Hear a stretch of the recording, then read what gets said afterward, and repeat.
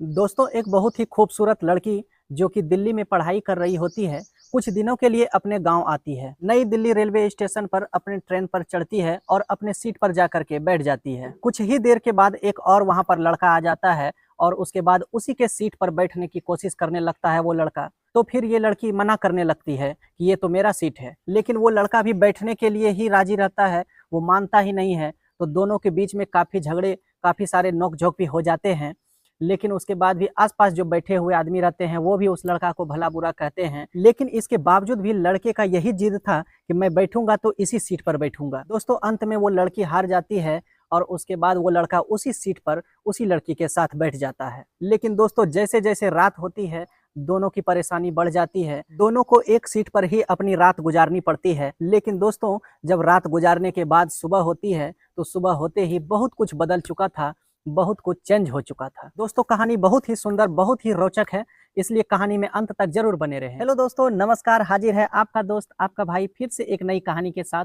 दोस्तों, कहानी में आगे बढ़ने से पहले बस एक छोटा सा रिक्वेस्ट, अगर आप चैनल पर नए हैं तो कृपया चैनल को सब्सक्राइब करना ना भूलें और कहानी पसंद आए तो वीडियो को लाइक करें, शेयर करें। चलिए दोस्तों, चलते हैं कहानी की ओर। दोस्तों, ये कहानी शुरू होती है दिल्ली के एक लड़की से जिसका नाम स्वाति होता है। 23 साल की खूबसूरत लड़की जो कि दिल्ली में रह करके पढ़ाई कर रही थी, वो कुछ दिनों के लिए अपने गांव बिहार के भागलपुर जिला के लिए आ रही थी। विक्रमशिला एक्सप्रेस में थर्ड एसी में 15 नंबर सीट पर वो बैठती है। अब दोस्तों, जब ट्रेन की समय होती है तो ट्रेन अपने स्टेशन से आगे की ओर चल पड़ती है। उसके बाद वो लड़की थोड़ी देर में एक बुक निकालती है और उसके बाद वो पढ़ने लगती है। कुछ ही देर में वहां पर एक लड़का भी भटकते हुए आ जाता है जिसकी उम्र लगभग 28-29 साल की होती है। उसका नाम करण होता है। आता है और आते ही उसी लड़की के सीट पर अपना बैग रख देता है और उसी के पैर के साइड में बैठने का कोशिश करने लगता है। अब दोस्तों, जैसे ही वो लड़का बैठने का कोशिश करने लगता है वैसे ही वो लड़की स्वाति मना करने लगती है। वो कहती है कि ये तो मेरा सीट है, यहाँ तुम कैसे बैठ रहे हो। तो फिर करण कहता है, क्यों, मैंने भी तो टिकट ली है, मेरा भी इस ट्रेन में जाने की अधिकार है। तो फिर वो लड़की कहती है कि लेकिन मेरी सीट पर तुम बैठ करके कैसे जा सकते हो, मैं अपनी सीट पर तुम्हें बैठ करके नहीं जाने दूंगी। अब दोस्तों, करण भी इसी जिद पर अड़ जाता है कि मैं जाऊंगा तो इसी सीट पर बैठ करके जाऊंगा। और उसके बाद दोनों में काफी नोक झोंक बहस हो जाती है। अब दोस्तों, आसपास में जो भी आदमी बैठे हुए थे वो भी करण को काफी कुछ बोलने लगते हैं। वो भी कहते हैं कि अकेली लड़की को देख करके तुम परेशान कर रहे हो, तुम्हें शर्म नहीं आ रही है, तुम्हारे घर में माँ बहन नहीं है क्या, अगर ज्यादा तुम बदतमीजी करोगे तो मैं अभी पुलिस को फोन करूंगा, पुलिस आएंगे उसके बाद तुम्हें बताएंगे। तो फिर इस पर करण कहता है कि तुम लोग को क्यों परेशानी हो रहा है, अगर तुम लोग को इतना ही ज्यादा परेशानी हो रही है तो तुम ही लोग अपना सीट मुझे दे दो। तो वहां के आदमी लोग कहते हैं कि नहीं, मैं अपना सीट पे तुम्हें क्यों बैठने दूंगा। तो कहता है, नहीं बैठने दोगे तो फिर मुंह बंद रखो और मैं जैसे भी जा रहा हूँ मुझे जाने दो। अब दोस्तों, इस तरह की बातें होते होते सब कोई फिर चुप हो जाता है। सभी यही सोचता है कि कौन इतना मुंह लगता है, छोड़ो, जाने दो। अब दोस्तों, जब वो लड़का बैठ ही जाता है उस सीट पर तो स्वाति पूरे गौर से निहारने लगती है उसको, ये सोच करके कि कहीं ये कोई चोर उचक्का तो नहीं है, कहीं चोरी के इरादे से तो नहीं आया है। और फिर धीरे धीरे चुपचाप उसकी एक फोटो खींच लेता है। अब उसके बाद स्वाति लेट जाती है अपने सीट पर और उसके बाद अपने पैरों से करण को धक्का देने लगती है। तो करण कहता है कि मैडम, इस तरह से भी धक्का जो आप दे रहे हैं, मैं भी एक इंसान हूँ, मैं भी इतना गिरा हुआ इंसान नहीं हूँ, इस तरह से आपको नहीं करना चाहिए। तो फिर स्वाति कहती है कि तो फिर उतर जाओ मेरे सीट पर से, कौन बोला है तुमको बैठने के लिए, हट जाओ यहाँ से, ये मेरी सीट है, मुझे आराम से जाना है, मेरी मर्जी, मैं किसी भी तरह से सोऊं। तो फिर इस बात पर करण कहता है कि तुम्हारी सीट है तो इसका मतलब क्या तुम इस तरह से मुझे लात मारोगी। तो फिर स्वाति कहती है, मेरी मर्जी, मैं जैसे भी जाऊं, मैं जैसे कर रही हूँ वैसे ही करूंगी। और सुनो, मुझसे ज्यादा बनने की कोशिश मत करना, मैं यूपीएससी की तैयारी कर रही हूँ, मैं ऐसी वैसी लड़की नहीं हूँ। इस पर करण कहता है कि मैं भी एक इंसान हूँ, मैं भी ऐसा वैसा लड़का नहीं हूँ जैसा आप समझ रहे हैं। उसके बाद दोस्तों, ट्रेन चलने लगती है। लगभग 1 घंटा बीतने के बाद वहां पर एक टीटी आते हैं और फिर टीटी आने के बाद उस लड़की स्वाति से कहते हैं कि हाँ मैडम, अपना टिकट आप दिखाइए। जैसे ही वो अपने पर्स में हाथ डालती है तो देखती है कि मेरा टिकट तो है ही नहीं। सचमुच में उस लड़की के पास में टिकट तो था ही नहीं। अब उसके बाद स्वाति को याद आता है कि शायद मैं अपने कमरे पर ही टिकट को भूल आई हूँ और भी जो डॉक्यूमेंट्स थे मैं वो भी भूल आई हूँ। तो वो फिर टीटी से कहती है कि सर, मैं शायद अपने कमरे पर ही भूल आई हूँ, मैं जल्दी जल्दी में निकल गई, लेकिन टिकट लेने के लिए भूल गई, मेरा वहाँ कमरे में टेबल पर ही छूट गया। लेकिन सर, ये सीट मेरी है, मैंने इसकी टिकट ली है, मेरा नाम स्वाति है और 23 वर्ष मेरा उम्र है, देखिए आपके चार्ट में लिखा हुआ होगा। तो फिर टीटी कहता है कि मैडम ऐसे नहीं चलेगा, या तो आप टिकट दिखाइए या तो दूसरा टिकट बनवाइए। अब इस पर स्वाति कहती है कि सर मैंने तो पहले से ही टिकट खरीद रखी है, उसके बाद फिर मैं दूसरी टिकट क्यों बनवाऊं। इस पर टीटी कहता है कि या तो आप दिखाइए टिकट अपना, नहीं तो आपको टिकट बनवाना ही पड़ेगा। तो इस पर वो लड़की स्वाति कहती है कि सर दूसरी टिकट बनाने के लिए मेरे पास तो पैसे नहीं हैं। तो टीटी कहते हैं कि अगर पैसे नहीं हैं तो इस सीट को छोड़ दीजिए और अगले स्टेशन पर आप उतर जाइएगा। तब इस पर करण बोलता है कि सर जब ये लड़की कह रही है कि मैं अपना टिकट ले चुकी हूँ, मेरा नाम स्वाति है, 23 वर्ष का है, तो आप अपने चार्ट में देख लीजिए, अगर सही नहीं है तब इसे गलत माना जाएगा। थोड़ा किसी पर विश्वास भी करना चाहिए, आप इस तरह से क्यों पेश आ रहे हैं। अब दोस्तों जैसे ही करण की बातें टीटी सुनता है तो वो भड़क जाता है और उसके बाद कहता है कि मुझे ज्ञान देने की ज़रूरत नहीं है, तुम्हारी टिकट कहाँ है, तुम अपनी टिकट दिखाओ। तो इस पर करण कहता है कि मेरी टिकट कंफर्म नहीं है, मेरी टिकट वेटिंग में है। तो फिर टीटी कहता है कि इस सीट पर तुम बैठ करके तब कैसे जा रहे हो। इस पर जो है करण भी भड़क जाता है और उसके बाद कहता है मेरी मर्जी, मैं किसी भी सीट पर बैठ करके जाऊँ। कहता है किस हैसियत से तुम किसी भी सीट पर बैठ सकते हो। करण कहता है कि जिस हैसियत से रेलवे ने मुझे टिकट काट करके दी है, उसके पास सीट ना होने के बाद भी वेटिंग में काट दी है, उसी तरह से मैं किसी भी सीट पर बैठ करके जा सकता हूँ। अब दोस्तों उसके बाद टीटी कहता है कि ज़्यादा बनने की कोशिश मत करो, मुझसे होशियारी करने की कोई ज़रूरत नहीं है, अपनी टिकट को दिखाओ। जैसे ही वो टिकट अपना दिखाता है तो टीटी देख करके कहता है तुम्हारी टिकट तो फर्स्ट क्लास का है। तो इस पर करण कहता है मैं फर्स्ट क्लास में लिया हूँ, लेकिन वहाँ पर सीटें कम रहती है, इसलिए मैं इसमें आ गया हूँ, क्योंकि उसमें वेटिंग में जाने में अच्छा नहीं लगेगा।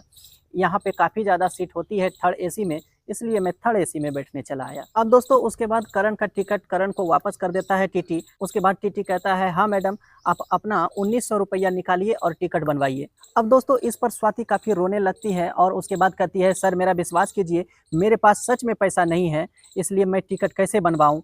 मेरे पास सिर्फ 250-300 रुपया है, जो कि मैं अपने स्टेशन पर उतर करके वहाँ से अपने गांव जाऊंगी, जिसका किराया मैं अपने पास में रखी हूँ। उसके बाद करण कहता है कि ऐसा है, जब आप अगर नहीं मान रहे हैं तो 1900 रुपया मुझसे ले लीजिए और इनका टिकट बना दीजिए। अब उसके बाद करण 1900 रुपया दे देता है टीटी को। टीटी टिकट बना देता है और स्वाति के हाथ में दे देता है। अब दोस्तों जैसे स्वाति के हाथ में टिकट आता है, स्वाति काफ़ी खुश हो जाती है और आसपास के भी लोग देखने लगते हैं और सभी अपने में बात करने लगते हैं कि देखो अभी कितना झगड़ रहा था यही लड़का, कितना अच्छा है, 1900 रुपया अपने पॉकेट से निकाल करके इस लड़की का टिकट बनवा दिया। अब दोस्तों इतना होने के बाद स्वाति के दिल में करण के लिए थोड़ा सा अच्छा लगने लगता है और उसके बाद अब तक जो स्वाति उसे पैरों से धकेल रही थी, तो उसे समेटते हुए स्वाति कहती है कि सर आप अच्छे से बैठ जाइए। इस पर करण कहता है नहीं कोई बात नहीं है, आप जैसे बैठी हैं आराम से बैठे रहिए, मैं तो काफ़ी सारे धक्के खाया हूँ, मेरी तो एक तरह से आदत हो चुकी है, मैं इसी तरह से सफ़र करते हुए चला जाऊँगा। इस पर जो है स्वाति कहती है कि सर सॉरी, अभी तक जो हम आपको समझ रहे थे, लेकिन आप तो कुछ और हैं, मुझे माफ़ कर दीजिए और आप अच्छे से बैठ जाइए। इस तरह से कुछ देर तक करती है। उसके बाद ट्रेन में चिप्स कुरकुरे कोल्ड ड्रिंक वगैरह बेचने के लिए आता है, तो करण जो है काफ़ी सारा चिप्स वगैरह खरीदता है, कुरकुरे का पैकेट वगैरह खरीदता है और उसके बाद स्वाति की ओर भी बढ़ाता है चिप्स और कुरकुरे का पैकेट और उसके बाद कहता है ये लो मैडम खा लो। तो इस पर स्वाति कहती है नहीं नहीं सर, मैं ठीक हूँ, आप खाइए। तो इस पर जो है करण कहता है कि खा लो, कोई दिक्कत नहीं है।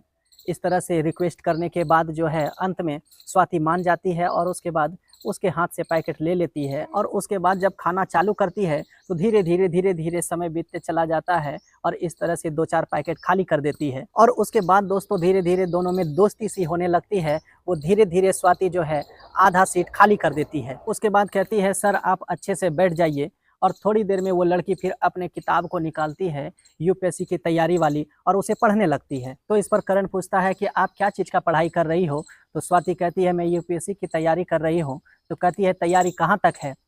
जैसे ही करण पूछता है तो स्वाति कहती है कि मैं तो पिछले 3 साल से तैयारी कर रही हूँ, 2 बार तो प्री निकाल चुकी हूँ, लेकिन मेंस में ही अटक जाती हूँ, मेंस मेरा नहीं निकल पाया है। तो उसके बाद करण जो है उससे से रिलेटेड कुछ क्वेश्चन करने लगता है, कुछ बातें करने लगता है। स्वाति कुछ बता पाती है, कुछ नहीं बता पाती है। अब दोस्तों इतना सुनने के बाद स्वाति हैरान हो जाती है कि यूपीएससी की जानकारी इनको इतने अच्छे से कैसे मालूम है। तो फिर उसके बाद स्वाति पूछती है कि सर क्या आप कोई नौकरी करते हैं, आपको यूपीएससी के बारे में कैसे इतना मालूम है। इस पर करण कहता है कि जो तुम अभी कर रही हो यही काम मैं भी पहले किया करता था। करण कहता है कि मैंने छोड़ा नहीं है, मेरा सिलेक्शन हो गया। बिहार में मैं एक पीसीएस ऑफिसर हूं, तो इसीलिए मुझे अब यूपीएससी की तैयारी करने की जरूरत ही नहीं है। अब दोस्तों इतना सुनते ही स्वाति का मुंह खुला का खुला ही रह गया और उसके बाद कहती है स्वाति कि सर मुझे माफ़ कर दीजिए, मुझसे बहुत बड़ी गलती हो गई कि मैंने आपका इतना अपमान किया, मैंने इतना बुरा भला आपको कहा, मैं जानती ही नहीं थी आपके बारे में, आपने मुझे पहले ही क्यों नहीं बता दिया। अब दोस्तों इस पर करण कहता है कि अगर मैं पहले बता दिया होता तो तुम्हारे लात से मार कैसे खाता। तो उसके बाद स्वाति अपना कान पकड़ लेती है और कहती है कि सर मैं माफ़ी मांग रही हूँ, प्लीज़ मुझे माफ़ कर दीजिए। इस पर जो है करण कहता है कि अरे कोई बात नहीं है, मैं मजाक कर रहा हूँ, ऐसी कोई दिक्कत नहीं है, इतना तो चलता ही रहता है। अब दोस्तों दोनों में काफ़ी दोस्ती हो जाता है, दोनों में बहुत सारी बातें होने लगता है और इस तरह से बातें होते होते लगभग 12 बज जाता है रात का। अब दोनों को काफ़ी नींद आने लगती है। तो उसके बाद स्वाति कहती है कि सर आप अच्छे से सो जाइए, मैं थोड़ी सी जगह में ही बैठ जाऊंगी। तो दोस्तों इस पर करण कहता है ये तो बहुत बड़ा अन्याय हो जाएगा, आपकी ही सीट है और आप ही बैठ करके जाएंगे और मैं लेट करके जाऊंगा, ये बिल्कुल भी अच्छा नहीं होगा। आपने मुझे बैठने के लिए इतना सीट दे दिया, यही काफ़ी है। आप ऐसा करिए, आधे में आप बैठ जाइए, आधे में मैं बैठ जाता हूँ, बस बहुत अच्छा रहेगा। अब दोस्तों दोनों आधे आधे जगह पर बैठ जाते हैं, लेकिन जैसे ही कुछ रात और बीतती है उसके बाद दोनों पर नींद काफ़ी हावी होने लगता है और फिर धीरे धीरे दोनों आदमी सरकते सरकते एक कसर इधर एक कसर उधर दोनों समानांतर रूप से लेट जाते हैं धीरे धीरे और सो जाते हैं। अब दोस्तों बीच बीच में कभी कभी दोनों का आंख भी खुला, दोनों एक दूसरे को देखे और उसके बाद सो गए। अब दोस्तों इस तरह से जब सुबह हो जाती है उसके बाद जैसे ही वहाँ आसपास के लोगों को भी पता चलता है कि ये एक पीसीएस ऑफिसर हैं, वैसे ही वहाँ के भी आदमी को शर्मिंदगी सी महसूस होने लगता है और उसके बाद वहाँ के लोग कहते हैं कि सर अगर आप पहले बताए होते कि आप एक पीसीएस ऑफिसर हैं तो मैं आपके लिए पूरा सीट खाली कर देता, आप अच्छे से आराम से बैठ करके जाते, आपको तकलीफ हुआ होगा, हम सब ने आपको कितना बुरा भला भी कहा। इस पर करण कहता है कि ऐसी कोई बात नहीं है, जब मैं भी एक समय में तैयारी कर रहा था तो मैं भी काफ़ी जनरल डब्बे में भी सफ़र किया हूँ और बहुत धक्के मुक्के भी खाया हूँ, इसलिए ऐसी कोई बात नहीं है। समय सब तरह से बदलते रहता है, समय हमेशा एक जैसा नहीं रहता है। तो फिर उसके बाद स्वाति पूछती है कि आप दिल्ली में क्या करने के लिए गए थे। तो करण कहता है कि मैं दिल्ली किसी सरकारी काम से गया हुआ था, कल के लिए ही मेरी टिकट थी वापसी का, लेकिन मैं कल नहीं आ पाया क्योंकि मैं अपने दोस्त से मिलने के लिए चला गया जहां पर मैं रह करके पहले तैयारी किया करता था मुखर्जी नगर में। अब जब मैं अपने दोस्त के पास वहां पर पहुंच गया तो वो लोग मुझे रोक लिए, आने ही नहीं दिए, इसलिए आज मुझे टिकट ले करके आना पड़ा, लेकिन मुझे सीट कंफर्म नहीं मिलने के कारण मुझे वेटिंग में करवाना पड़ा। खैर अगर मैं कल ही चला जाता तो फिर आज तुम्हारे पैरों का मार कैसे खाता। तो दोस्तों उसके बाद स्वाति इस बात पर हंस देती है और फिर स्वाति कहती है कि सर ये बात आप कितनी बार बोलेंगे।